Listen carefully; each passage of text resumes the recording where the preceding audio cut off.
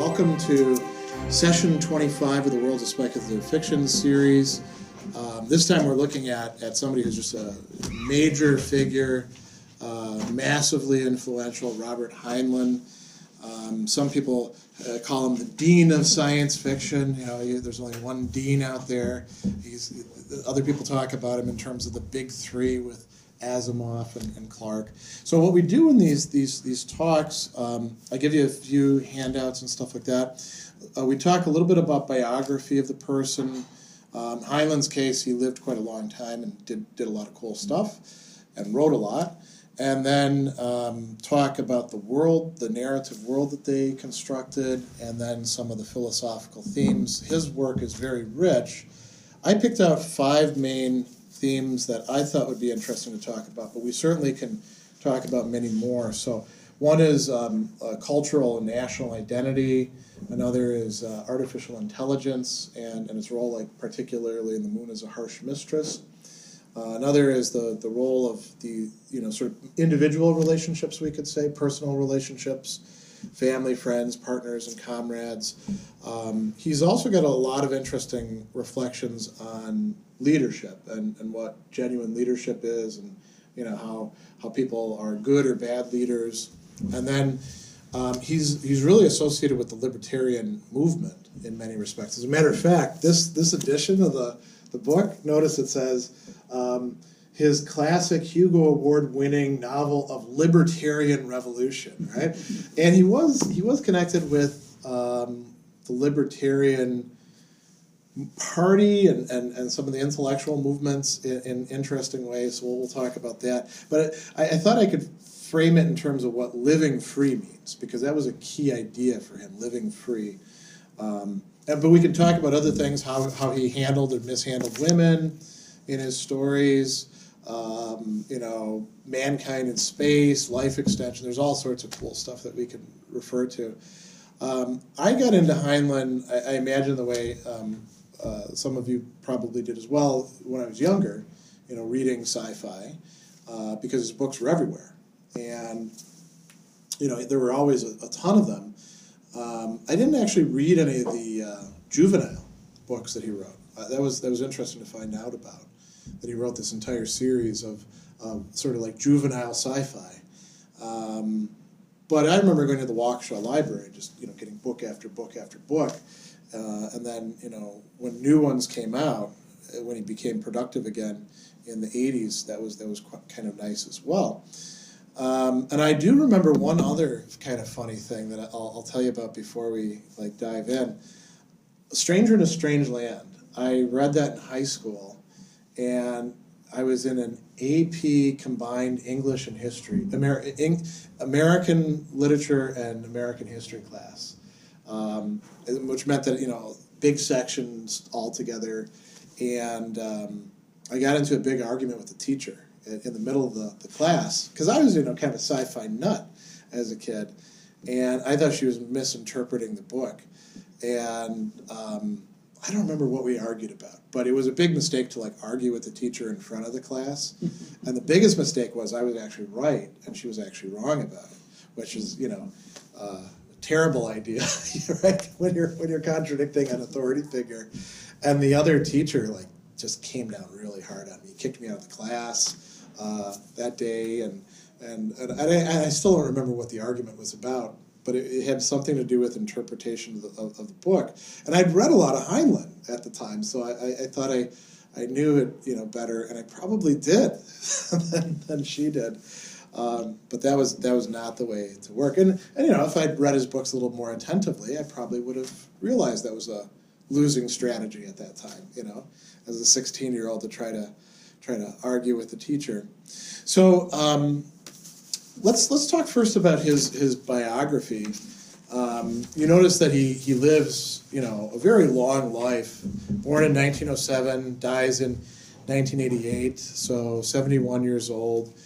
He was unhealthy for much of his life in one way or another, but he packed a lot in. He's a Midwesterner.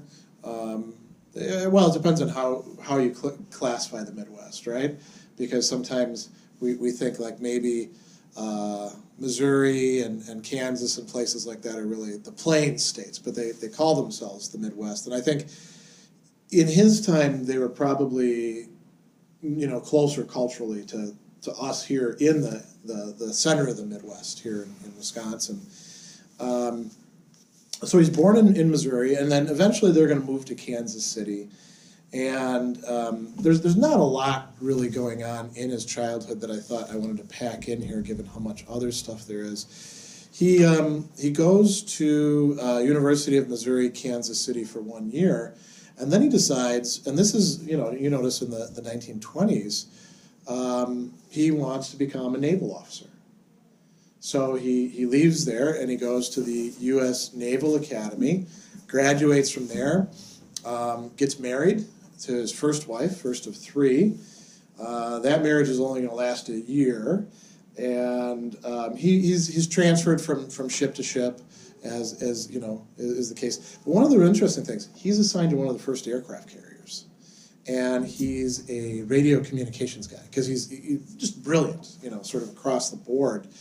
He can do engineering, and he's not a typical engineer. He knows literature.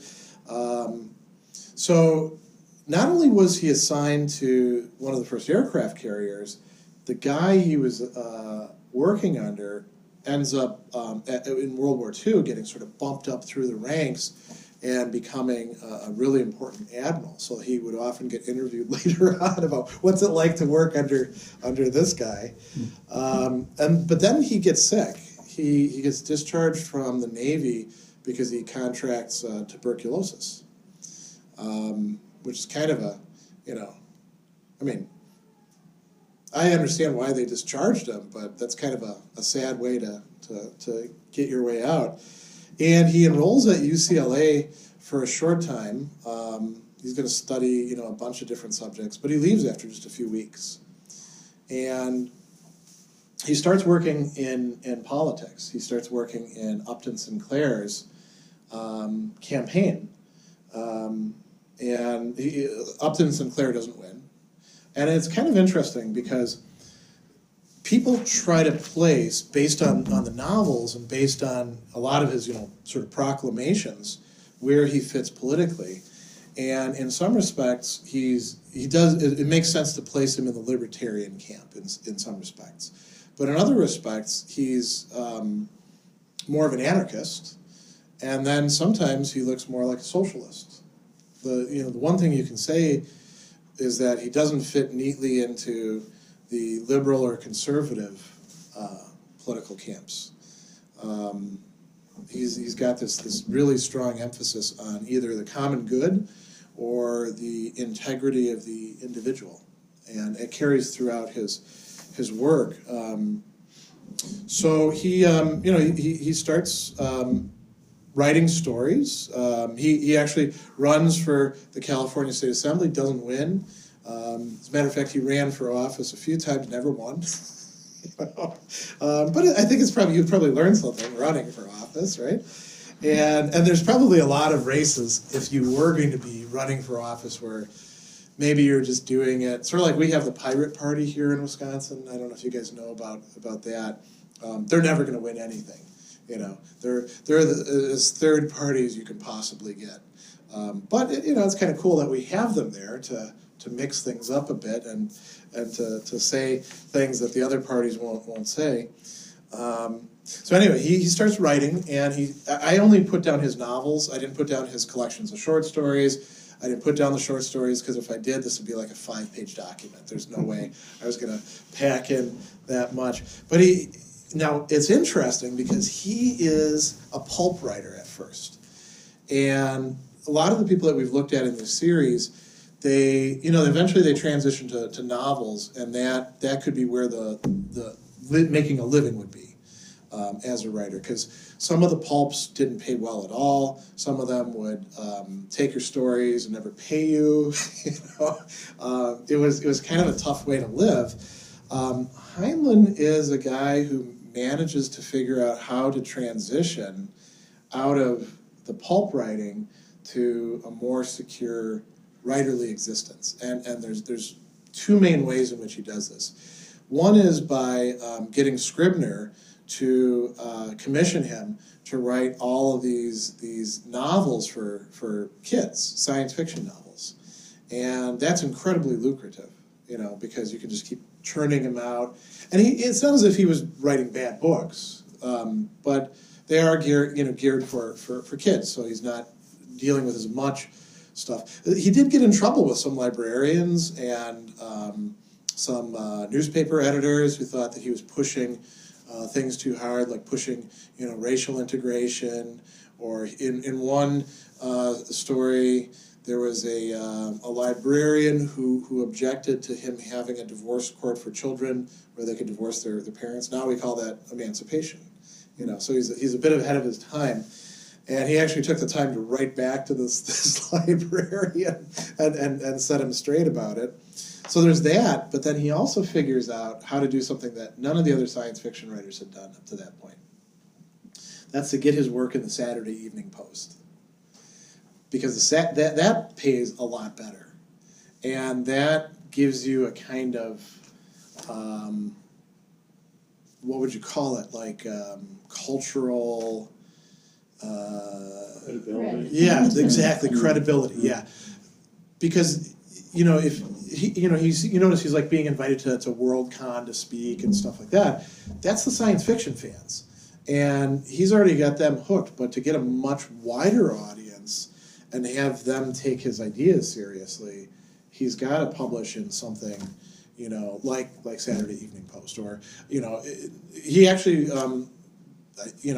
later on would be in things like Playboy.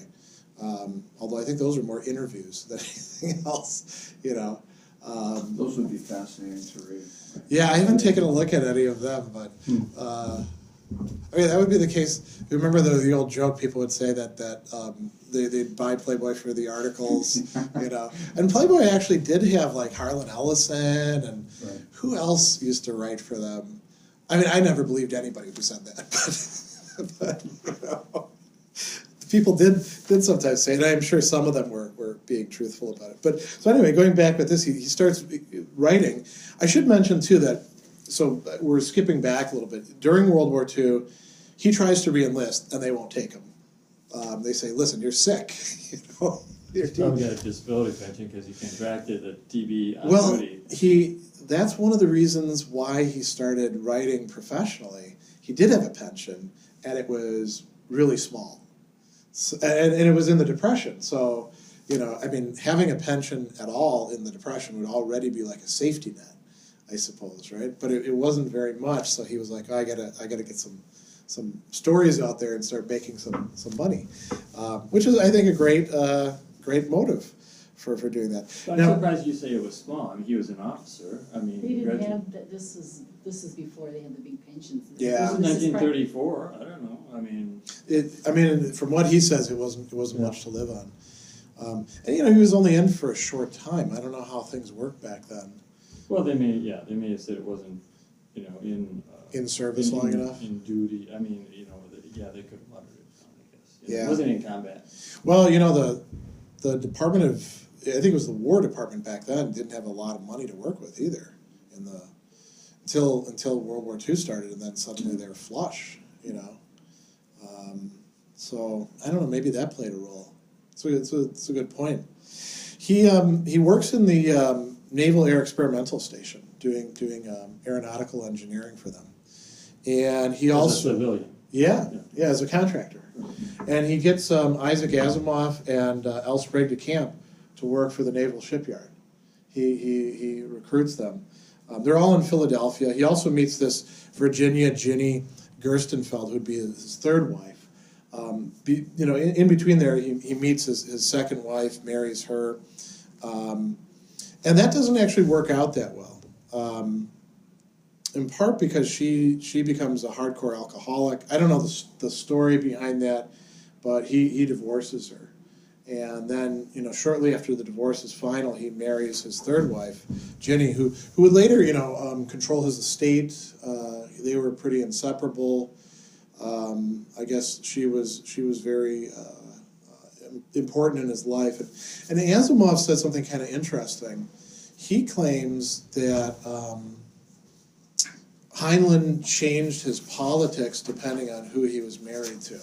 That he allowed his wife, whoever it happened to be, to have a very strong role, so that when he was involved with his second wife, he's more of a socialist, slash liberal, and then he gets involved with this other lady, and she's a Republican, but she's more libertarian, so that he starts going that way. I don't really know. I mean, Asimov knew him very well, so maybe there is some truth to that. And you notice he starts, just writing book after book after book after book, and starts really taking off. He even he has one of his books turned into a movie that wins the Academy Award for special effects. Ends up moving to Denver, and they end up traveling quite a bit. By the 1950s, he takes a stronger turn towards this libertarian ideology, but also he starts supporting the Republican Party more. And part of it is because of Sputnik, and the Cold War. And so these books are from that time, Starship Troopers and Moon is a Harsh Mistress. And a lot of his literary critics see that as an important turning point for him. He sees an ad, and I don't remember what the ad was about, in his local paper, and he decides that communism is a creeping threat here in the United States. So he forms this Patrick Henry League with his wife, and he'll work on Goldwater's presidential campaign later on as well. And you notice there's a few things in here with his health at different points where he's starting to get sicker. He's aging too, right? So he's got a body that's already compromised.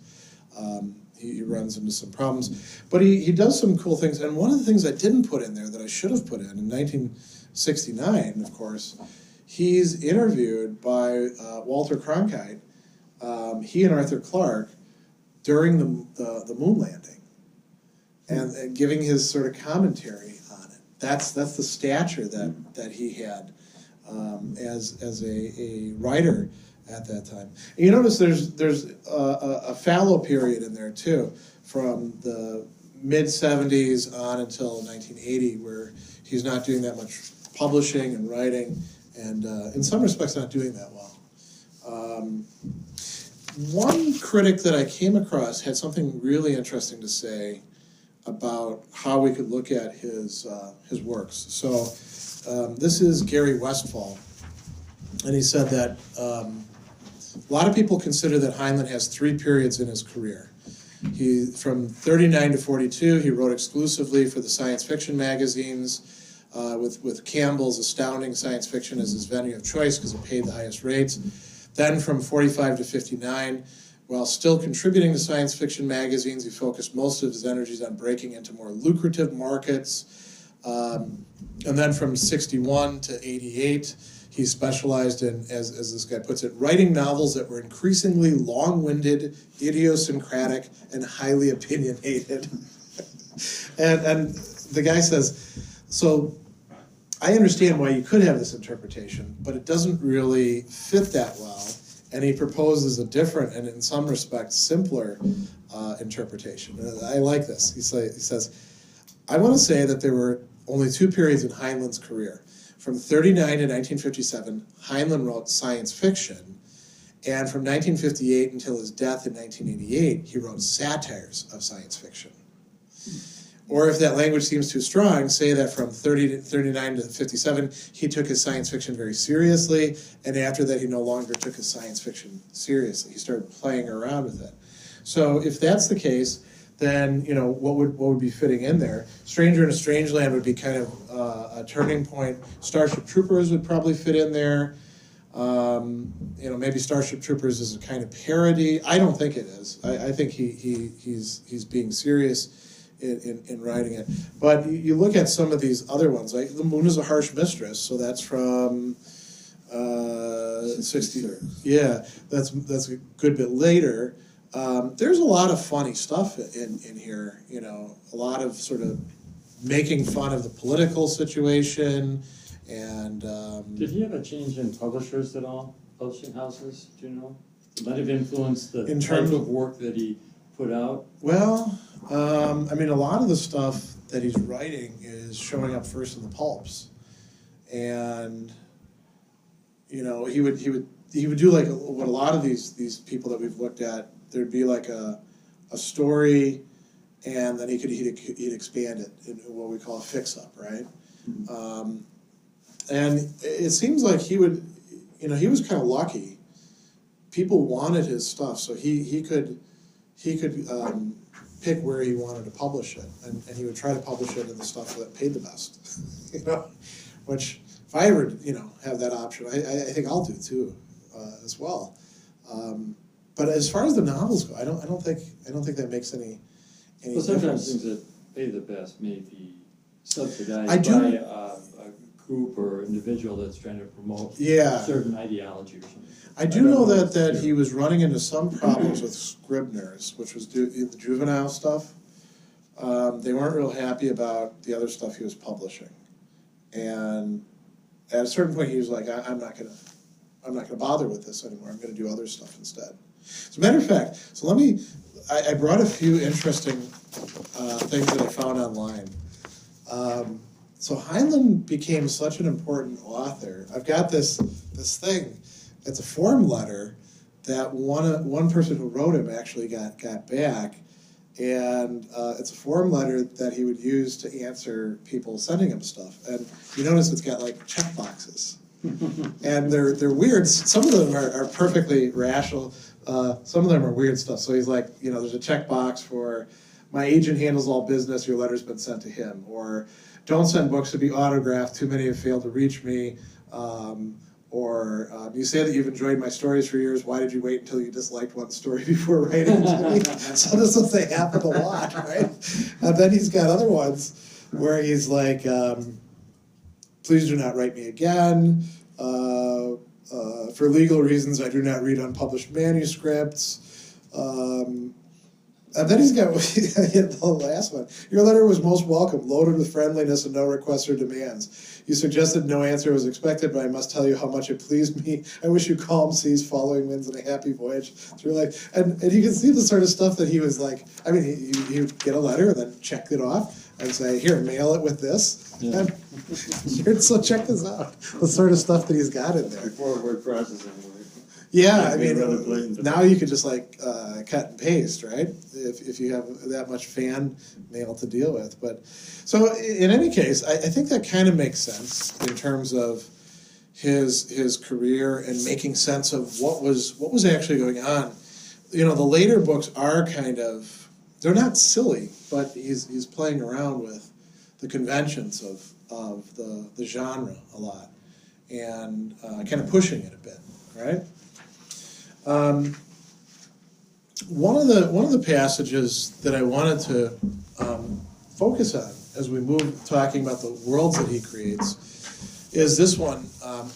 He wrote an essay called "On the Writing of Speculative Fiction," sort of a advice column thing for potential writers, and he says much so-called science fiction is not about human beings and their problems, consisting instead of a fictionalized framework peopled by cardboard figures on which is hung an essay about the glorious future of technology. Another type of fiction is a story laid in the future or on another planet or another dimension, which could just as well have happened on Fifth Avenue in 1947.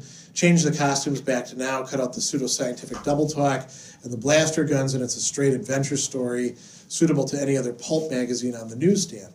So he says, let's gather up the bits and define the Simon pure science fiction story. How is that different than this other stuff? The conditions must be in some respect different from here and now, although the difference may lie only in an invention made in the course of the story. But that's really central, he thinks. There's got to be some fundamental difference. So like the moon is a harsh mistress, we've colonized the moon, right? And the people up there are convicts or other undesirables who we sent up there, and they live there. Starship Troopers were at war with these bugs and their allies for a while, and we have mobile infantry who can carry all this amazing stuff around. So he says, the new conditions must be an essential part of the staff. The problem itself, the plot, must be a human problem. The human problem must be one that's created by or indispensably affected by the new conditions. So you can't just have like a detective story and give people ray guns and have it be science fiction. It's got to be something where what the new technology or the change in social conditions or whatever brings about a new situation of life that we have to think our way through.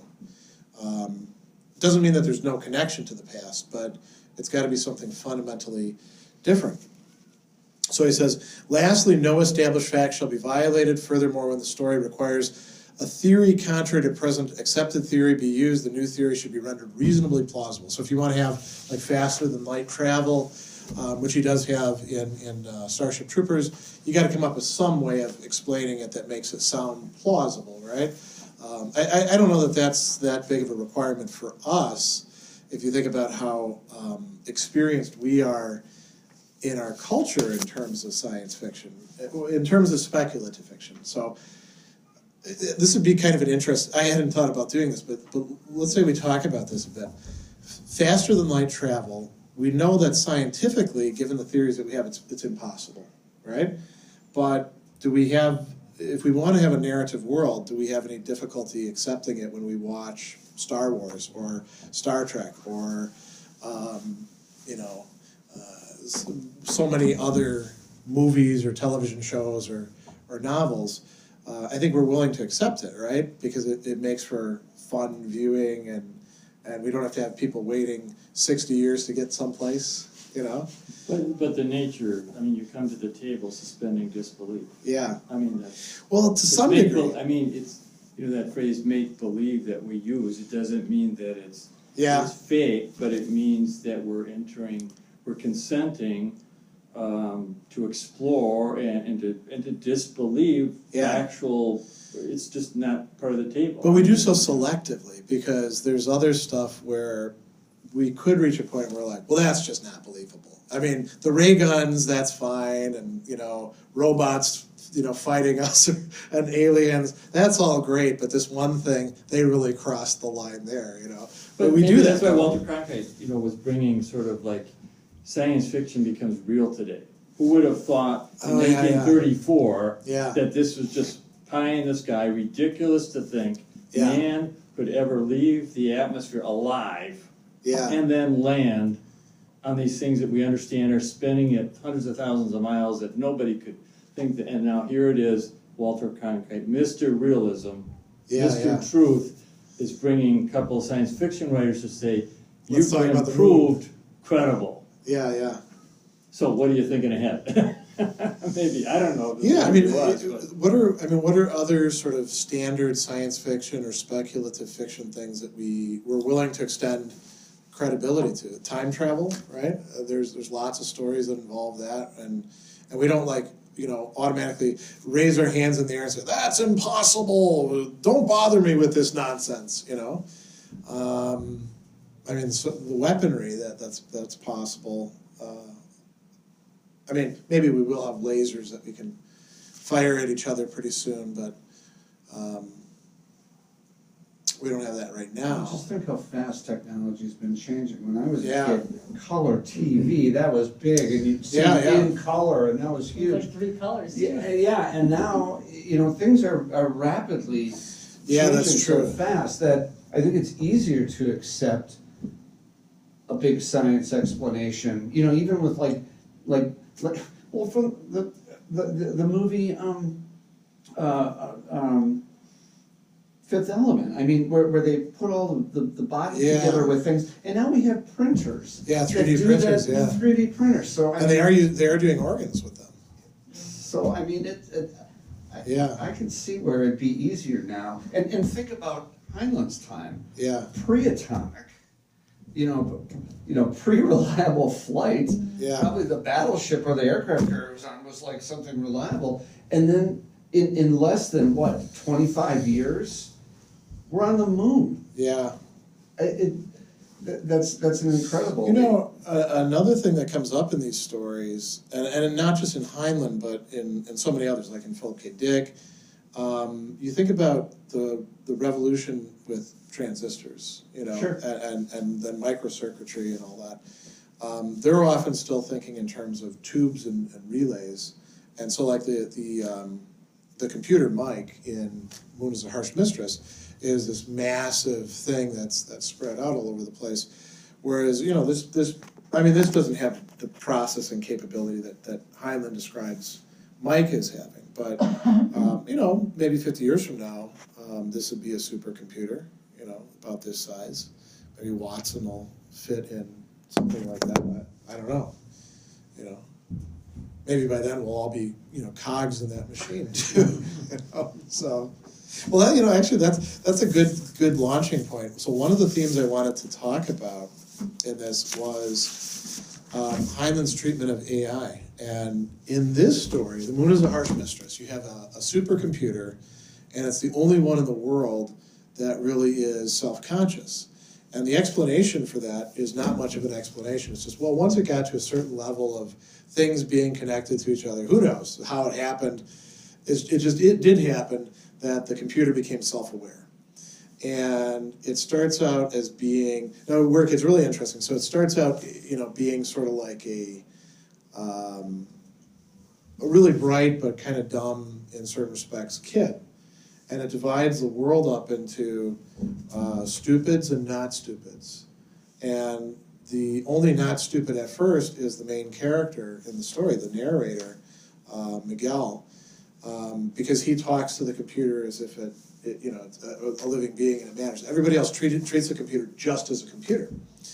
And now think about like us and say, in my case, Siri. I don't know if you guys have Android phones.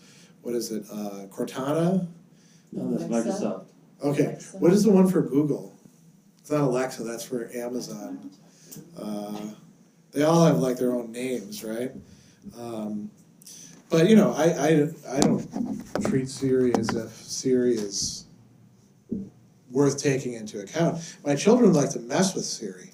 Like my son likes to swear at Siri just to see what she'll say, and my daughter likes to pose, you know, kind of goofy riddles, and I'm always, you know, a little leery. I think we shouldn't do that, because if you know, God forbid, 10 years from now, the whole Siri system does become self-aware, then it's going to remember us as the people who were saying terrible things to Siri. Well, Right? the interesting thing, I was just watching, I don't know if everybody watches the X-Files, but. Yeah. Oh, the most recent one you're talking about? Yeah. And the whole idea, because that was all an AI going, technology going awry, and the main theme was, you know, we're listening, you're teaching us, what the heck was it? I just had it in my head. Well, we're teaching the AI. No, right? we're learning from you. Yeah. Yeah, we're learning from you. And so everything that you say you're putting into it, it's, you know, they're learning from us. So when you want to, so when they have bad behavior, it's like, it's you know, all of the junk, whether it's through our weaponry or through our kindness or through anything else, they're learning everything from us, you know, and if what we want to teach it is what it will start to, you know. Yeah, this is becoming a major issue in ethics, because, you know, we have these worries about a few things: driverless cars, and how to get them to make what we consider to be the right decision in crisis moments. There's an overlap between military ethics and AI ethics in terms of you know, what we call them, like autonomous battlefield agents, which, you know, we're going to see a lot more of. Drones that could fly themselves and zero in on targets and decide whether to kill them or spare them. You know, soldiers, or, you know, in some of the Black Mirror things, they have them as like the dogs running around. Yeah, very much. Yeah, you know, and so, I mean, this is going to happen much more within our lifetime. If we have to figure out how we're going to program some sort of safeguards into them, because we can't control all of the aspects. You know, we want the AI for certain things, right? Because because it makes our life easier in many respects, but then we're turning over so much to it. And in this one, it's really interesting because this computer becomes so powerful because they just keep giving it more and more jobs. And they, the people who the computer considers stupids, they just treat it as a computer. They don't know it's self-aware, so they're never worried about it. They just keep adding more and more capacity and saying, why don't you also do this? Why don't you handle the banking system? Why don't you handle the irrigation system? And it does all that stuff, but now it can control everything. And it even raises what it considers to be its son, and it calls it its idiot son, which is a computer that's not really self-aware to handle some of the other ballistic things. How does this computer learn? It learns through interaction with human beings.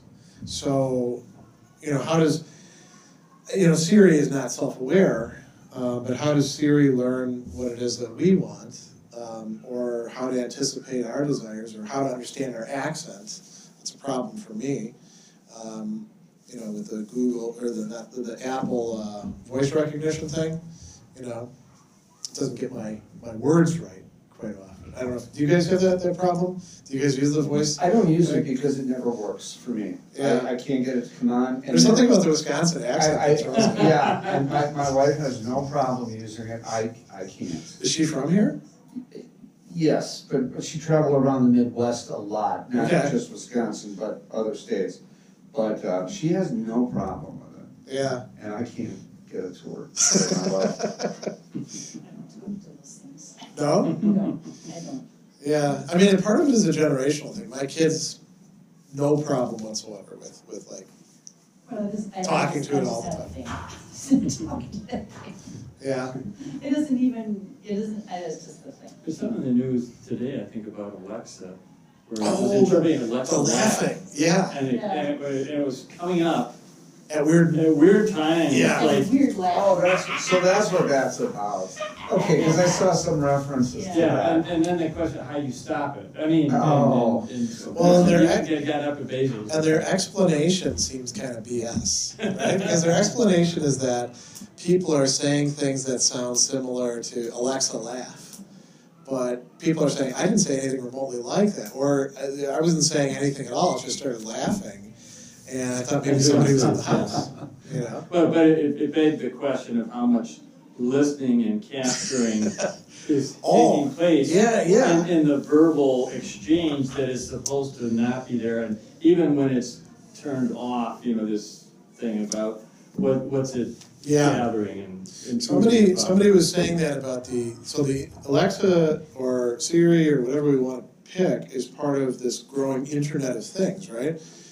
And one person pointed out we should just call it the Internet of Things that engage in surveillance on us, because anytime that you're creating like a teapot that can anticipate your needs or something, it's got to be monitoring the environment and watching you and figuring out when you might want tea, and then as these things interface with each other, we do get to the episode of the X-Files. Well, that was why I liked it, because that is kind of one of my concerns. I just don't like all of that. Yeah. I want some autonomy. I just don't want everything anticipated for me. I don't want to be marketed every time I do something. I don't want to be marketed to me. I just want some piece of me to be me, and it's just gone. So I'm an outlier. I understand that. I think complete and utter outlier. It comes back to what I was trying to touch upon earlier in terms of who the publisher is, and let's just use the term patron. Who's paying for this? Yeah. Whatever it may be, to write a book, to create a production, to provide free services. So there's something there that's being rewarded, even though it looks like it's inexpensive and convenient and free. Yeah. And that's what we forget about, because it's entertaining and it's immediately rewarding. And so who cares about Siri, Alexa, or just gathering data on you, that's all. Well, I know, but they are. I mean, they have to pay for it. And so the question is then, what can they resell you then, because of what they're monitoring is your behavior. And there's some thought that we will stop reading altogether, fairly soon, whether that could be in 5 years, like when we might have autonomous cars, because everything will be audio and video, and just like kids they don't do cursive, they can't read cursive. I mean. Well, I don't know if they learn cursive. I don't think so, but I mean, what is that? Some schools are like your old German language. Yeah, they are. We run into that at the archive. Interesting. Well, they don't know what it is. Yeah. And some of the older stuff is very ornate and so but they are, because I ask when we have class groups, and some do. Because they're Oh, that's interesting. This is a good point to transition then to another one of the key themes that Heinlein's talking about, which is freedom. In Starship Troopers, he talks about like a time when the democracies were failing, and it's because they stressed everybody's rights, but they didn't stress equal responsibilities going along with it. And the idea was that, he puts it in Moon is a Harsh Mistress, there is no free lunch for anything, right? So if we are enjoying Amazon, sending all of this stuff to us, there's consequences for us in how much they know about our buying patterns and what we like to watch, and there's also consequences in the fact that Amazon is like just putting massive amounts of the mom and pop stores out of business, and then we become dependent on Amazon or on Google. These 4 companies, they control incredible wealth. They each sort of want to control our destinies. Microsoft, Amazon, Apple, and Google. Though Apple's not reselling you, they have Siri and stuff, but they're not. I think they're trying to follow a different model than Google. And, I think they Amazon and Facebook. I think they were under Steve Jobs, but I think now they're more like the other. But even your purchasing, if you use Apple Pay and stuff, that's what they're saying. Well, they just say it's protected. Doesn't mean they're not collecting stuff on you. And they would have better privacy than other Android and others. But because I should have added Facebook. They're disassociating the two transactions. Yeah, Apple is a lot more proprietary, right? They like to keep everything kind of a black box that you can't mess with, but they're still gathering data on us. And so so Heinlein really is, in some respect, a libertarian. He thinks that, individual human beings ideally deal with each other, kind of contract with each other. They should know what they're getting into. The Moon is a Harsh Mistress is a great representation of that, because the Moonies, they don't even live under laws. There's no actual laws. There's just policies of the Lunar Authority. That's what it's called, the Authority, because they were all originally like convicts. It's sort of like Australia, except minus the Aboriginal peoples.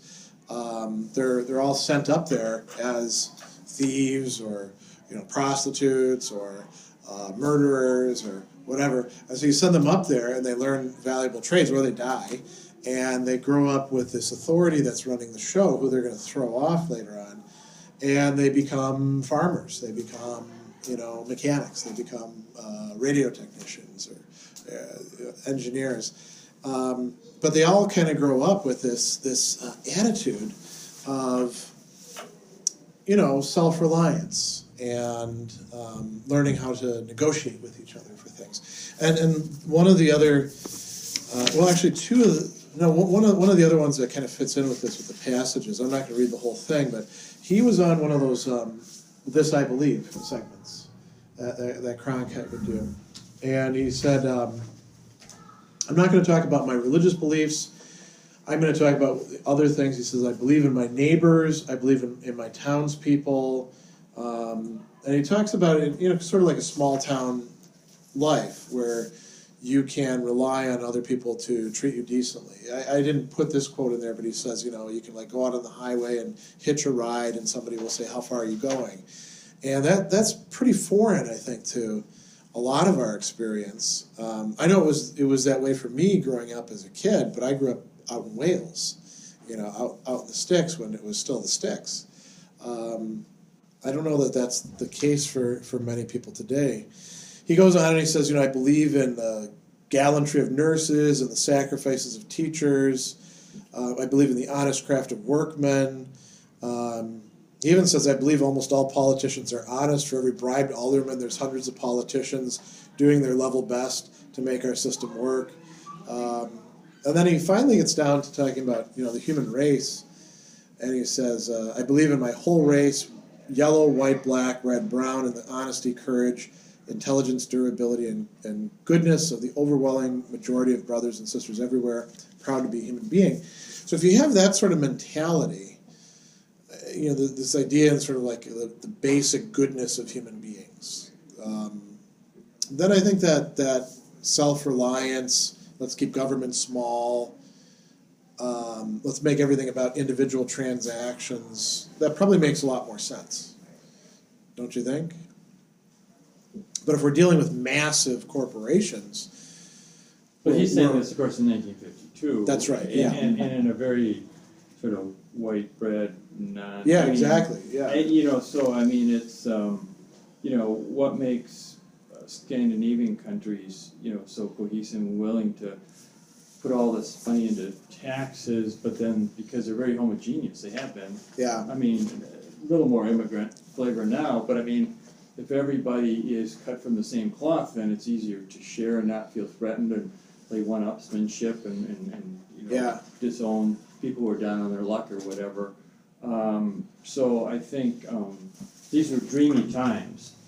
And Woody have said the same thing, in the 1980s or even in the late 1960s, early 1970s. Yeah. Would he have expressed the same thing, or did he ever come back and revisit and say, that was good times then, and now there's a different realism that it doesn't quite function that way. I would say in certain respects he doubled down on it. Yeah, but in 1964, I mean, this is not... No, I mean, here's what I mean. So he gets faulted for his treatment of women and treatment of minorities in some of his novels, at the same time that people also compliment him on it. He's got some novels where race, it seems pretty racist. Farnsfriedel. Yeah. Yeah, which is fascinating. Yeah. But on the other hand, he's got so many other places where he's taking very progressive views on it against a lot of resistance.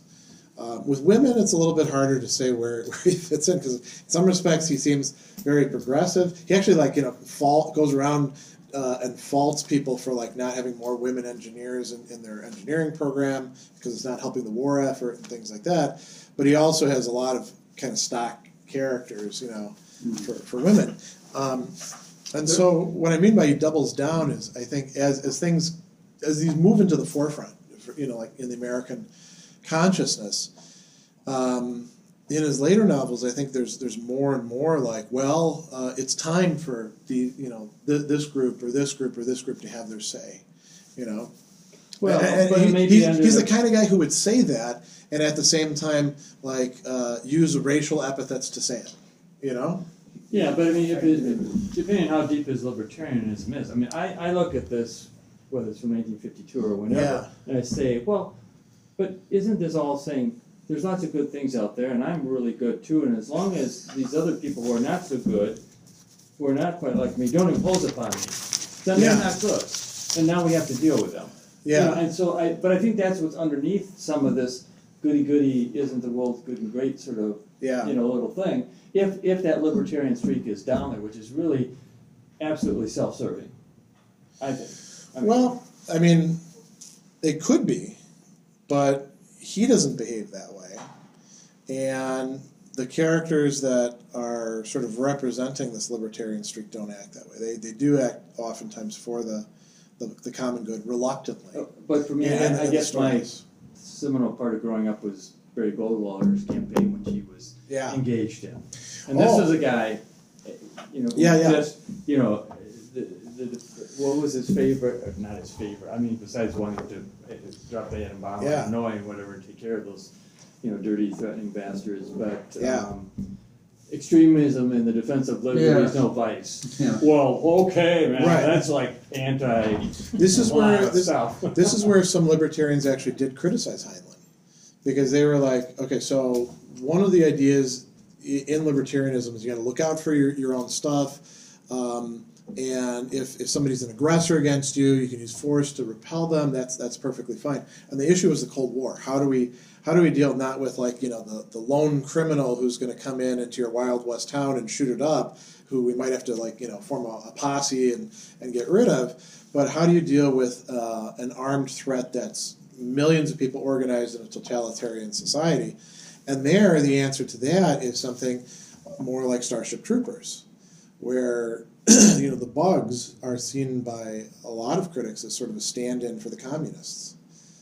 They have a society where they're all run by a central set of brains, and you can kill the workers and kill the soldiers, but unless you take out the brains, it's not going to do anything. So we got to use whatever weapons we can, and we have to train people to be capable of like just going in and killing, and that's what the Starship Troopers, the mobile infantry, are. It's a coming of age story about this guy, Rico, who becomes an officer eventually, and there's a lot of good things about it, but a lot of people say, wow, this story seems kind of fascist, and so the libertarians were never truly comfortable with Heinlein, and some of them pointed out, listen, if you're talking about armed aggression against Russia or China, now you sort of left our fold, because now you're advocating something that's very big government, and is might require you to not just engage in defense, but outright aggression. And Heinlein, he was going that way for a long time. I think you're right. The association with Goldwater is kind of a touchstone. It's a little bit off topic, but Yeah. I had read some of the earlier stuff from probably the 40s, and his idea of his colony in Lunar City was way different than what you're talking about here, because it was the cream of the crop that were out there, that were all in all the scientists, the engineers. Yeah, he's got alternate moon histories, you could say. Yeah, and that was, and see, I read just this compilation of all these short stories. Yeah. They all remind me of having some little morality play in the end. They all like a little bit like us. Yeah. Like You're talking about the Green Hills of Mars, right? You read it, Well, I think you said? I read the Green Hills of Earth. Oh, of Earth, yeah, The sorry. Menace from Earth. Okay. And they're all just different short stories. But it was, but they would just have these different, like, philosophical things in there, like the people on Lunar City, that they didn't live on the moon, they lived in the moon. He stressed that a lot, he was in the moon. And sometimes they really miss Earth a lot because, you don't have any sky, you don't have any, you just have this this controlled environment. Yeah. So there's this one where this wife wanted to go back, so she and her husband went back to Earth. And it's all she could talk about was how to go back to their home and Oh, I remember that one, yeah. And then they're at some party, some of his former employers, some cocktail party. And all they can do is talk about the lunatics, and they're making up all of these fake statistics and well, they're just they're bigoted. They're pretty bigoted, and they really have all of this false sense of what's really taking place here. And all of a sudden, as much as she kept trying to readjust to Earth, she in the end understood that no, her people were in Lunar City. And I thought that was interesting, because as much as she tried to think these were her people before, her family, her friends were no longer, but it became that us and them kind of thing. Yeah. And then the whole thing with Venus was like that was the one that had the discussion of slavery. That was about the effects of colonization, and colonization always requires slavery, and they had that whole thing on that. Even though it's inefficient. Yeah, it was just they had these different stories that kind of brought out. That was one of the themes I wanted to talk about. Is that development of consciousness as being part of a larger whole that you didn't think you were part of. You're right, in both this one, The Moon is a Harsh Mistress, where it's different. So the criminals and those descended from them, or like the other moon stories. These people eventually come to see themselves as a different nation, a different group, a different ethnicity. Let's call it, right? And I mean, we have something kind of similar. We have hyphens I'm German American or Irish American or something like that, but we're really American. If you take all of us here in America, except for maybe first generation immigrants, and plunk us down in the middle of a bunch of Scandinavians, or plunk us down in the Middle East, or in Africa, and we realize just how much we have in common very, very quickly, right? Even down to the way that we walk and talk and think about things. But it takes a while to sort of figure that out, that you belong not to the group that you originally think you belong to, but to some new entity, Global citizenry. Yeah, I mean, another thing that fits in with that is, in a lot of the stories, there are still countries, and like the ordinary people in the countries, they identify pretty strongly with their way of life in their country, and then the elites seem to be much more cosmopolitan, and then like his characters usually have some sort of background, but it doesn't matter all that much unless they're from like the moon, where conditions are different. It's not like so Manuel in this, him being a mix, as we say, like a Heinz 57 variety, doesn't really mean very much. And people have all sorts of interesting names, and they're names that belong to a different nationality. On the moon there is, New Leningrad, there's a lot of Russian people there, because it was originally started by the Russians, and then there's Hong Kong, not New Hong Kong, just Hong Kong, and there's a lot of Chinese people there, but a lot of people have Chinese names and they're not Chinese at all, and then there's Lunar City, and there's a few other places. Lunar City seems to be a lot of New York. It's like that's a good, I think. Yeah, there's a lot of New York references. Which is kind of a fusion city too, right? So. Yeah, I mean, really all of our cities are. I mean, we can talk about, Milwaukee's history and the role of the Germans or something like that, but there were so many waves of immigration here that you wind up with something quite different anyway. I mean, you'd be a great person to talk about that, in terms of the historical developments, right? Yeah, mainly German, Polish, but, the migration, mainly after World War I, very small African-American population right up to the 20s, and then much larger. But Milwaukee, in many ways, has had not the typical, there wasn't a large Italian group. I mean, there were some, but mainly ours has been a Northern European, Eastern European, Polish and German. I mean, that's really what it was. I'm just doing a thing on Mitchell Street that I have to give on Tuesday, and the problem with Mitchell Street is it's Polish almost till the 80s, and then there's a changeover and it becomes more Hispanic. They just don't have that stuff yet at the archive. But I think cities are still neighborhoods, and maybe even if you think of expanded neighborhoods, like I grew up in Waukesha. My mother was born and raised in Waukesha, and she would say the wave of Italians when they came, and so while it may not have been in Milwaukee, there are some areas where there were migrations of ethnic groups that went. Maybe that was too big and imposing, or too Polish, or too German, too pushy. They're not us. So immigrants, especially if they don't speak English, wherever they go, where there's groups of them. Interesting. So, I think she would have said Waukesha, and I don't know when it was, whether it was 1917 after World War I or whatever, when they came and things like that. But the Hispanics also were I think brought to Waukesha to work maybe during the war in the factories and then stayed. And these were so there's Hispanics, and maybe that's 15% of Waukesha, I don't know, city of Waukesha. Well, but I mean, some of those go way back, Right. and have intermarried and other things. I think when we were younger, it was a higher proportion of Waukesha, maybe up to like 30%.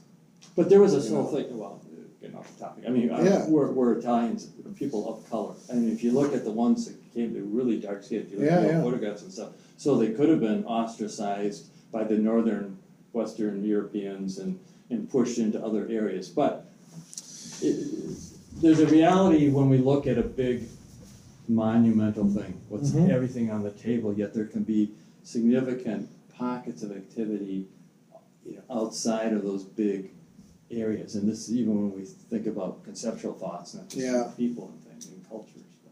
Well, even like a bigger city like Chicago, my grandfather's generation moved there in the 30s, and everything was divided by ethnic districts. It was all neighborhoods. I was in Chicago. It was all neighborhoods. Yeah, and you like, didn't go to that neighborhood, or you didn't go to, it was like Europe. Right, exactly. You didn't argue in Europe, you argued there.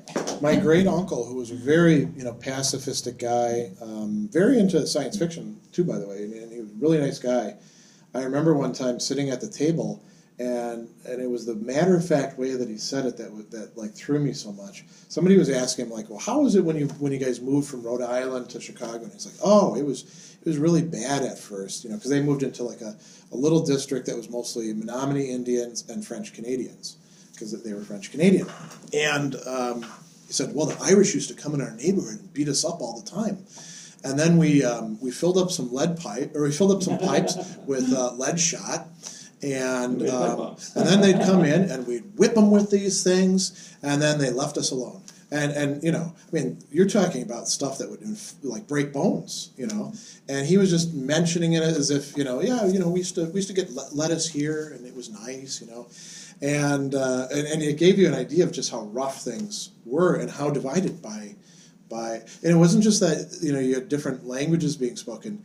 Because most of them were Catholic, each like nationality had its own church. Oh yeah, like St. John Baptist, was for the French. Their community center, their identity center. That's like Mitchell Street, perfect example. St. Anthony's, St. Stanislaus, a couple blocks away. One's German, one's Polish, both Catholic.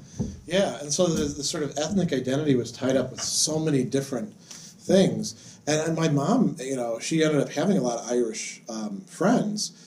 But it was because she went to school with them. And so, we can think about the way certain institutions work to break, not necessarily break down those ethnic identities, but to bring them in and make them work with each other.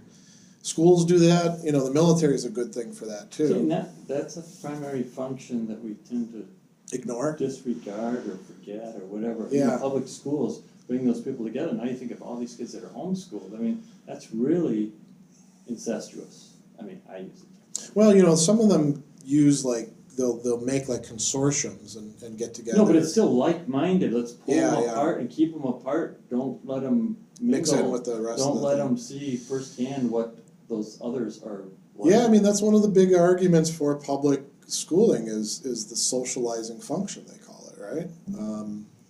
It's also with the draft too, and the real democratizing nature of the draft. That it did. Yeah. Even when I was in a volunteer army, and there were plenty of like people who were like pretty racist within it. They all had to get along and work together because they'd be in the same squad or the same platoon, and you'd see people kind of soften over time in their attitudes, Well, racism is based on fear, and once they get to know the person, that they're just another person, Yeah. then it will be, it'll be different. If somebody's got to have your back in the middle of a battlefield, you're not going to worry about what color they are, I don't think. It's kind of Yeah. thing too. So. One of the other things that I wanted to talk about in this was leadership. Heinlein, he devotes a lot of thought to thinking. Well, that's kind of a pleonasm there, right? From thought to thinking. He devotes a lot of thought to what makes a person a good leader. And he's also got a lot of models of bad leaders. People who just like, things get out of hand. Like, for instance, in The Moon is a Harsh Mistress, the authority has no idea what the hell's going on. and then tries to clamp down, and he's kind of, screwed in part because he doesn't realize that there's this whole very competent revolution working against him, including a supercomputer, right? But the stuff that he does is sort of typical. I mean, here's where it gets really interesting. So think about our own experience, right? When have we actually had people in charge of us who we thought, wow, that person really is a good leader. They're on the ball. They're looking out for the common good. I feel like, they have my back. They're competent, so it's not just like they're nice to me, but they actually know what the hell they're doing. Things are going to go well with this person. I mean, I can probably count them on one hand, people like that I've. You're talking about people who operate organizations or government? Oh, either. I mean, it could be people that we've worked for, right? Or Does anybody in a leadership role anywhere? I mean, but it's a good question, because if we're like in an organization, we might not know the CEO, if it's a big organization, but we're closer to them. We're closer connected to them than we are to, say, our elected representatives, I think. Wouldn't you say? I wasn't trying to think what you're closer to, is it which ones you find in your list of 5 or whatever are more higher performing, better outcomes for what their mission is. Yeah. And I mean, I look at it and I think, leaders, certainly for government in democracies, this is a big situation with democracies, I think, today versus China, which is seemingly wanting to get results authoritarian-wise, and maybe getting results that now put the democracy into this bumbling, we're going to get behind in AI and all kinds of other things, because the authoritarians can deliver the goods. But I'm thinking, democracy, we don't have very good job specifications and requirements that would end up fulfilling a high level of performance of leaders. We tend to take people almost hither, thither, and yon who just somehow can get into it and make a campaign. Now it's how photogenic or videogenic they are, and if they can't do that, well then screw that, forget it. You just have to have this campaign charisma, to get That's in. quite true, yeah. But in organizations, then you have to, I maybe divide the world between profits and non-profits or whatever, as we call those things. Yeah. And even in for-profits, I think of organizations that I've worked for, I said, well, how did that guy get up to the top? Well, first of all, they're in finance. Because they probably know somebody too, but right? if you're in finance, you're not a really good people person. I mean, it would not associate the two together, but you can control the books, and then, so I'm not sure that we are preparing the ground, if you want to use an agricultural analogy, to harvest high-performing leaders in our organizations. I think you're right. Yeah. We don't now. Should we? Yeah. And are there authoritarians developing leaders that fulfill their mission? Yeah, because they can dictate it and make it happen, I think. Now, that doesn't mean I'm supporting what they're doing. I'm just saying that's a whole new sense of competition. And we're not prepared for it. I mean, they might screw it up, if well, sure, but they there's don't, huge problems over there too. I mean, but so far the people have been willing, as in some organizations I've even worked for, to say, I'll take the benevolent dictator because they're pretty benevolent. Because you get stuff done. So it's I'll give up order. the security, the privacy, the getting pushed around because I like the material gain that I get from it, and I'll put up with it. And so it's interesting in Starship Troopers, which again, some people are like, wow, this is really fascist, this is terrible that he wrote this. I look at it and I see it being written by somebody who went through naval officer school and has some thoughts about what a good leader ought to have, because you see a whole bunch of lessons in there where the main character, he starts out as a private, and then he goes through training, and he realizes that each step as you go up in leadership, you have so much more responsibility, and the whole way the mobile infantry works in this is by like eliminating candidates. It's not like our army, right, where back in the draft days, okay, can you fog a mirror? You're going to war, right? And now we're more selective, but we drop the standards when we're involved in a war, like we have to in order to be able to recruit. They're much more winnowing people away, and as you move up in rank, the idea is you have to be very, very concerned, not with the common good, of the whole society, but the common good of your unit. Well, is there a difference in your mind between being? I mean, this is an idealization. No, I know, but I mean, I'm just going to try and differentiate. If you thought of what defines a leader versus what defines a good commander, I tend to think of militaristic organizations as looking for good commanders, not deep thinkers or far visionary thinkers, but rather. We have get the mission. This is what we're going to do right here. How do I command the resources to get it done? Now, is this the wrong page to be on? Maybe, but this is my page. Yeah. And that's what I command the resources to get done and to follow orders. Well, it's a sort of a subclass of leader then, right? It's still leadership because you're still getting people to do things. But you're commanding them to do it. You have them by the short hairs. I mean, they're in that. Well, you're going to drum out of business. Well, that's still leadership. So you're just defining. I mean, Well, that is one style of leadership. To sort of just do what I say, but that's not very effective. It's hard to get people motivated for long. And when you're in war, if you're that kind of leader, you often get fragged. I mean, in the book, he is describing sort of a process by which to generate sort of ideal leader types. And I think it's part of a long literature. It goes all the way back to Xenophon and his education of Cyrus and thinking about these sort of questions. Is there a reliable way to generate people who are going to be effective?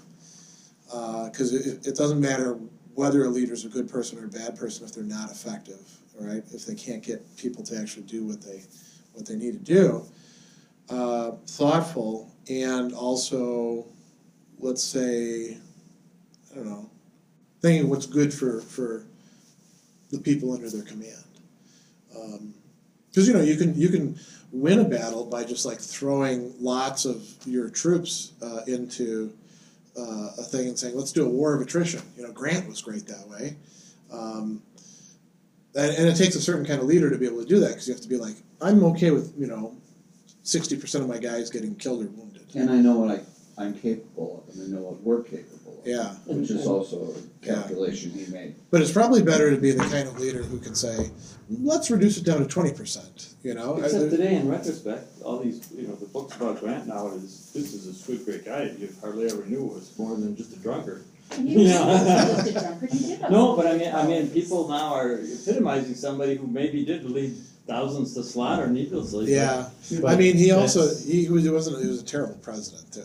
His administration very beset by corruption. So I haven't read the book. I have a friend who's reading the book and is just enthralled. Apparently, all these things he didn't know, and he has new respect. The author, and he seemed to think he had some pretty good stuff going on. Yeah. Well, I'm just saying, history. The more time away from things, that's true. Our perceptions about what maybe took place and. The one thing you had mentioned with Heinlein that people were angry with him for writing Starship Troopers. Well, more nowadays, I think. Yeah, I've never been angry with him. He's kind of like the conservative uncle who comes over at Thanksgiving, and you respect him because he's your uncle and he's smart and he's everything, but he irritates you a lot of times, and I would see myself being irritated by Robert Heinlein while still respecting him. But I can't believe he would be so naive to think that a system based on voting rights for a military elite clique would somehow be a great model that couldn't possibly be corrupted. And that's where I think I think of fascism, I think of as the way in. I just can't believe that somebody as American as Heinlein could see that as not as something that would be a model to follow. Well, let me ask this question. Sure. Is the Bradley Foundation inherently fascist?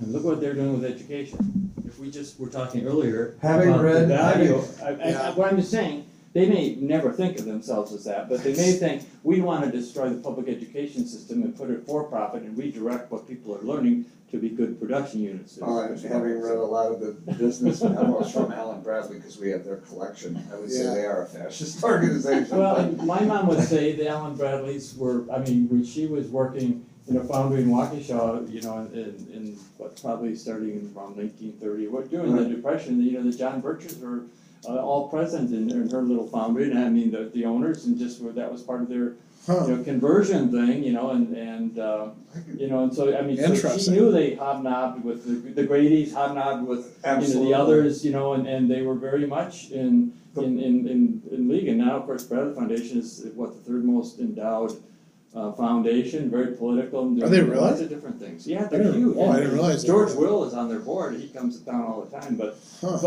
it's now he looks like a moderate. I mean, Yeah. Isn't that something? That's true, yeah. Yeah, George Will, come on. No, that's, But but here's the other thing I was going to say, though. I mean, about, you know, the sequence that you put these in is absolutely true in terms of when they were published. But could it have been that a book like you mentioned was really formulated much earlier, and he had a need to satisfy a publisher, or just a need to get it out there and get You mean it done? So Starship it wasn't Troopers, or- progressive in his line of thinking. And it just sort of inserted, like, how did that one come in there? Because that seems like a throwback. I mean, but you're talking about Starship Troopers, right? Yeah, but you said there was two sorts of writing that he did, and you didn't know. Oh, what the Farnham's second Freehold difference is where I thought you were talking about. But whatever, I mean, Oh, yeah. well, that one, yeah, that one, that would be the big argument I have with my uncle Heinlein is, Yeah. how could you write a book like that that's so blatantly racist? Yeah. I mean, there's no other way to really say it, and it's hard for me, and this is where he frustrates me. Yeah. Respect him, but he frustrates me because Yeah. how can you write something so brilliant? Because I think Starship Troopers is brilliant in the way it's written. I don't agree with everything, but I think it's a fantastic book. And the moon is Heart's Mistress is brilliant. But Yeah. how could you write?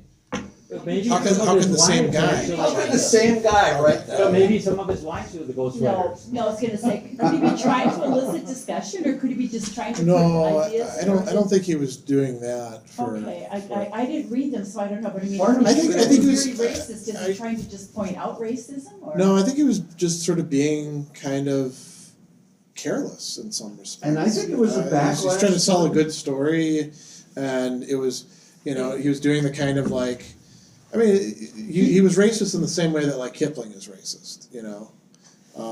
I'd say I in that case, think right? because he's a product of the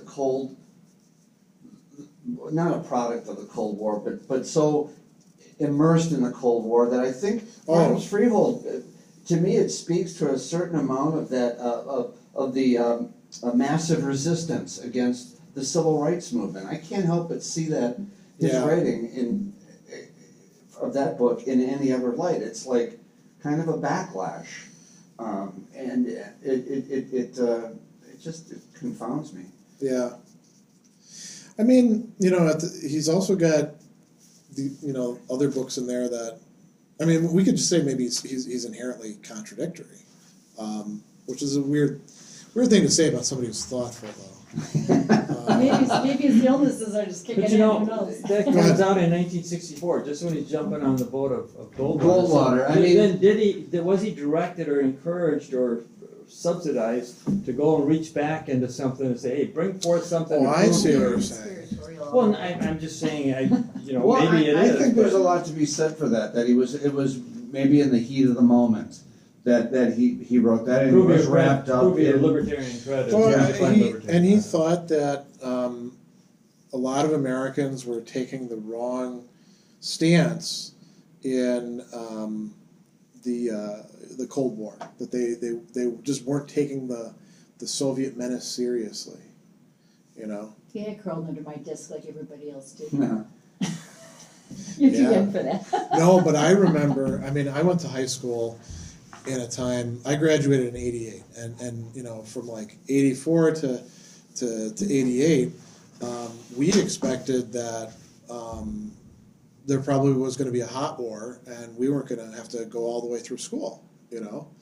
Now, granted, you know, we're a Catholic Memorial, you know, out here in Wisconsin, so we're like, you know, in a cultural center or something, right? So maybe we're a little bit backwards in terms of our thinking, but there was a lot of that sort of mentality of like, well, things could go wrong at any moment, you know. Well, you didn't live with the Cuban Missile Crisis. I mean, you weren't. No, I wasn't. No, So, no. that was, I mean, and Yeah. that could have gone. Oh yeah, yeah. That could have gone. Curtis LeMake, if they had listened to that Yahoo, we would. You know, Well, and it's interesting because we you know, so I was a kid and you guys were Older. well, but you were still pretty young when like the Carter years were happening, and there was this kind of like, oh crap, you know, the Soviets invaded Afghanistan. Who's going to stop them? You know, and there was that kind of, and then of course Reagan comes on the scene. We'll stop them. You know. With Star Wars. That's Well, Heinlein was part of that. You know that? I don't doubt He- it. I It mean, didn't he- work, it that- still doesn't work. That big bluff. you know. that Citizens Advisory Council on National Space Policy, they're part of the think tank that promoted Star Wars. wow, that's interesting. Yeah. And then on the other hand, you maybe conspiracy theory or whatever, you could say, who pumps up all the fear about the Russians and the Chinese and the blacks and all these people? You know, what is their game plan?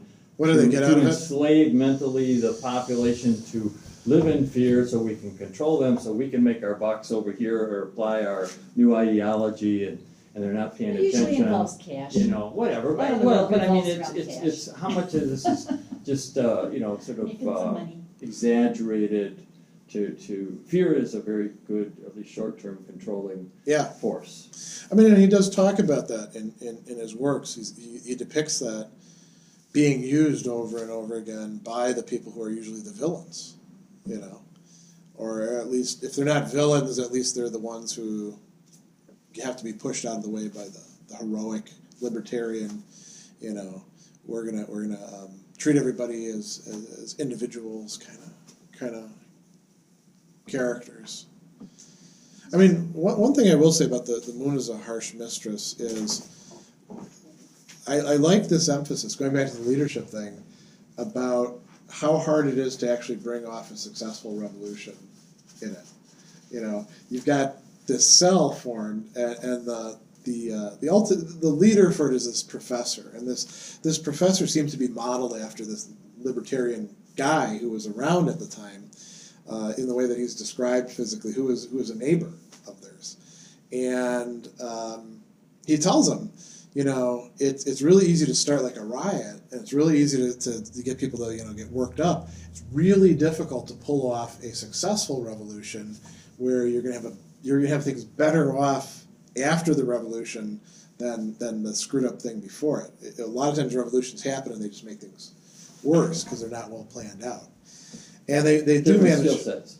Yeah, I mean they manage to pull it off, but of course it's science fiction, right? So, and they have a supercomputer to help them calculate all these things as well as one of the leaders. But they kind of have to muddle through it and figure it out.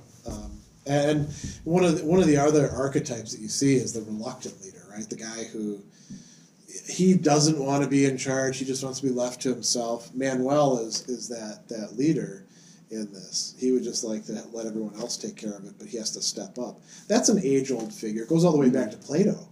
You know, Plato said the guys that you want in charge are the people who don't want to be in charge. And their pay for being in charge is not having the other dummies ruling over them. You know? And I think that kind of fits in with the libertarian ethos too. You know, exercise power basically to keep somebody else who would do worse with exercising that power from exercising it. You know. I have a confession to make. Sure. I've tried to read Stranger in a Strange Land 3 times. Yeah? And have failed every time. Why? I just can't get through See, it. this is what I was just gonna ask. I know Yeah. you read it. Do you remember anything you read Well, in it's college? me a long time ago. I I can't can't remember. I can't stand the main character. Jubal, is that his name? Yeah, I think. And my understanding is that's actually Heinlein. That's Robert Heinlein himself. Okay. And I can't get past the treatment of the women in it. They're all like really brilliant, but they still like a good smack on the butt every once in a while. I mean, it's everyone thinks it's brilliant, and I can't see the brilliance. Well, help me.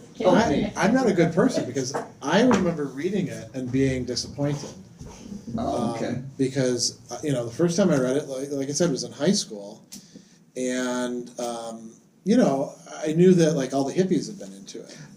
And everyone loves it. It's like you've got to read it. Yeah. It'll change your. When I read it, I was just going to ask you. I knew we have the book because he had it from college. when I read it, and I just can't remember. I thought it was, I thought it was interesting. And of course, as a kid, so I loved all the, the descriptions of the sexy parts. Right? But I thought that the Martian guy was in some respect kind of superficial, Mm-hmm. And I was like, well, I get why the hippie types like this, but I don't like this, Yeah. I think partly I was trying to reconcile that with Starship Troopers at the time. Well, that's another thing. Yeah, and which they're written within just a few years of each other too. It's kind of funny that a lot of people that Heinlein probably wouldn't have liked were super into Stranger to Strangeland. But the same thing happened with Tolkien. The Lord of the Rings. The hippies just ate it up, and he hated it. Like that. Yeah, but we probably liked it for different reasons though than they did. They loved the fact that like the Ents were fighting against technology and that sort of business. I just like the stories. Yeah. So I don't have anything to offer you because I don't like it that much. Actually, looking back at it, one of my favorite books by him, I didn't bring it up at all, is The Unpleasant Profession of Jonathan Hoke. And I like it in part because it's kind of cosmic horror. Is it more? What? No, it's like it's in the 60s, I think, maybe, or maybe it's a little bit earlier. That's a novella that he bundles it together with 5 other stories, and it's available under 2 different titles. But the story itself is about this guy who is hired as a detective to tail this guy who can't remember what's going on with him, and then there's things like going to the 13th floor, which doesn't exist, and these creatures reaching out to you through mirrors and things like that. So where he's playing around with reality quite a bit, and it's kind of sort of like Lovecraft or Fritz Lieber or other people who are doing horror stuff, mm-hmm. where there's like it's sort of on the verge of sci-fi and horror. Mm-hmm. I really enjoyed that. And I enjoyed the sort of speculations about metaphysics in there. I didn't really like some of the stuff where I felt Heinlein was being really preachy, like in the later, much later stuff like Number the Beast or Job, Comedy of Justice. I remember reading that stuff and being like, it's a good story, but maybe less of that sort of stuff would be good. What was the one that was a woman's name? It was just there was one in the 80s, I remember. Maybe it was a collection of short stories because I didn't put those in there. It was just her name. I forget, but yeah. I've never read much past. I did Time Enough for Love, and that's one I can't remember a darn thing from it. And I read it in college. Yeah, this is what got me into it. I read this in college. It's such a long time ago, and I read so many things. Do you think maybe it's that like the this didn't connect with it? It was kind of like in some ways just good entertainment, and it didn't have anything that stuck. Yeah, that could be. Because a lot of the Vonnegut that I read back then too, I don't remember a lot of that. I don't know. Because that was another thing that everybody was reading, right? Yeah, that was another thing too that I came to, and it had been talked up so much that when I started reading Vonnegut, I was like, why does everyone think this is so great? Yeah, I know. Yeah, but sometimes things are great because in that period of time that you're absent from. It's saying something. It was really injecting something, but if you weren't there and understood the environment or the framework, I think now that's you right. come back later and just say, Yeah, I think that's right. The importance of history. And some things are just sort of perennial, they keep bringing it back and bringing it back, like now they're gonna bring back as in movie form Fahrenheit 451, I mean, they've done that how many times? Oh, that's interesting, because that is one of... Because they can do more special effects Well, with it. no, Yeah. it's because it's a perennial, and it's like, start paying attention, because this Yeah, shit could happen. well, I mean... because they brought back The Handmaid's Tale, because I think that was something that was in people's consciousness. And what else did they just brought? Another science fiction thing. Brought back, and then maybe it was. Well, with Fahrenheit 451, that whole notion of like the being surrounded by media, that is sort of like the dream of a lot of these people who want to just get us more and more immersed in right. Well, you burn all virtual books, so reality. there's no learning out there, so it's just all being taught to you. Yeah. But I just saw that they're doing another version of that again. But these things come up like when they're needed, is what I'm looking at. So they're kind of cyclical, you think? Yeah.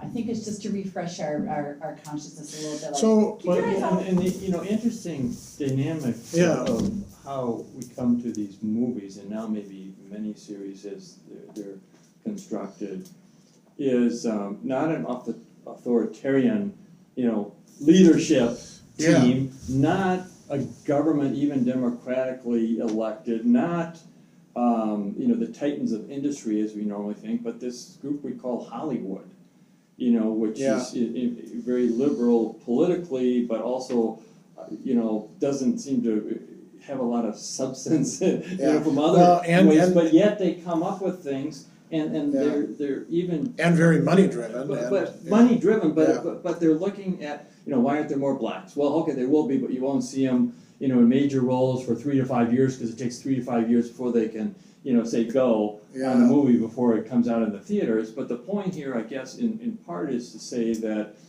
somehow they're looking at what brings in customers, and now worldwide, not just the United States, and it's what sells. But I think there's some underlying. It's not just what sells, but what will touch people. What which allows, is in effect a type of selling. So it's Fahrenheit 451, or some of the other movies that you might call science fiction or futuristic or whatever. Not historic. It comes out of a place that is sort of practical driven, yet there's a visioning part of it, and maybe it's because of the media, that the media itself, the form of it, that's what I mean by media or medium, is imaginative. It's make believe, suspend your belief. I mean, it could be also that the directors, the producers, the people that are let's do this narrative instead of this one, find themselves in it, so that they can see themselves as like, well, I'm supporting the good guys, by having this show, I don't know. It's certainly worth thinking about. It's a way of sort of shaping people's minds and lives without a heavy-handed, one clear path. Right? And for whatever reason, the Bradley Foundations and the Koch brothers haven't co-opted, Hollywood studios. They try every once in a while, but the stuff that they produce, I mean, you want to talk about heavy-handed. It just doesn't get the message across. Right, because it's still kind of voluntary. Who's got $10 to go to a movie? Who's going to stream it? I don't know. But, as they appeal to worldwide audiences, this is kind of an interesting experiment. Sometimes things have to be like really edited too, because of the sensibilities of the worldwide audience. If you're trying to market it to a Chinese or Indian audience, some of the stuff that we do here wouldn't fly very well. And so they think about that now because like the Chinese market is huge. A movie could be. Well, so is Russian. Well, I know what the Yeah. Chinese There's nothing market else is to do kind with of it. But a movie can be a flop here in terms of Oh, yeah. finances, and then be sold over in Chinese markets and make Well, the reason we have tons and so tons of many money. like sequels and all this other kind of stuff and all the same kind of thing over and over again is because the Chinese market is so huge and that's Yeah. what they're demanding. Yeah. Because our son is in film. Well, I think the same American much. market likes sequels too, though. I think. Well, not as much as the Chinese, and they're the ones Yeah. that really direct a lot of what goes on in You know, Hollywood. but part of it, I heard some commentary on this. It comes down to kind of simplistic marketing. Yeah. It's very tough to penetrate effective marketing in a very foreign language. So, but Yeah. imagery, And gesture, the yeah. sequel, Yeah. they can get the imagery. It was. I saw that one. I You're want to right, see you're another right. one of those. Well, I mean, that they can sort of almost non-verbally So get. it's the story is branding. In Yeah, effect, yeah. right? Yeah. So Yeah, that's why Disney's started up all these comic books, Yeah. fast action things they can convert into sequel after Yeah. sequel, Well, for the that's foreign true, yeah. market, and maybe a lot of those foreign markets too, China, Russia, wherever, are young males, not necessarily date movies, and so they can Yeah. they'll just wow. Well, it'll be interesting because the sort of like weight of population and then access to money to buy things. China, really important, and China isn't just like mainland China, it's all the overseas Chinese as well. And then you've got India, which is also rising. But I think we're going to see in the rest of our lifetime, as things start to get more stabilized, Africa become a really major developing market as well. And there we're talking about much more heterogeneous set of things because all different languages, different colonial experiences. But as they increase their buying power, we're in a period, like it or not, of American decline as far as like our market share and stuff like that. Right above the line, right above. There's no way around that, right? Well, it's interesting because our politicians in both parties don't seem to get it, right? We're just gonna like create more jobs and that'll solve it. We're gonna reassert our role. It's not gonna happen. I think we're pretty dominant in They cultural should read more imperialism. science fiction to see Yeah, how yeah. it's all going Movie to turn trailer, out. So to bring this to a close, what we get in Heinlein are these kind of like, well, what's the world going to be like in 50 years? Are we gonna have like one world culture, like in or at least not a one world culture, but at least more or less homogenous areas that have to all get together in one We are big becoming government. global, there's just no Yeah. getting away from that. So. And I think the military does have advanced planning and visioning. You mean our military? Are you talking about, or Pardon what? are you talking about our military? Yes, or? yes. Okay.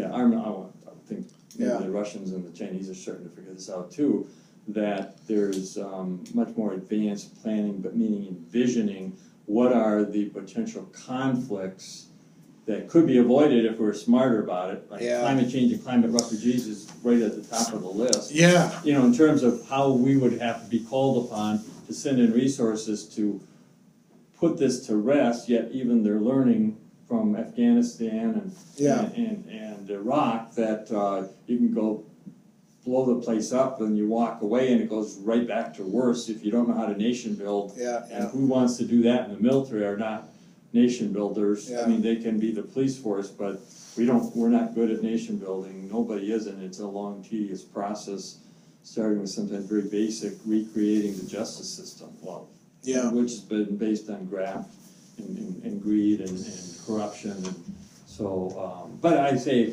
there is a purpose, I think, of science fiction in terms of feeding into that advanced planning and envisioning to say freeform, get rid of the box that you're thinking, and wherever you get your ideas from, whatever you plug into, bring those thinkers to bear and say, let's start to work out some different scenarios, and then how it. So let me ask that to sort of finish this off. Do you think Heinlein is one of the people who would be particularly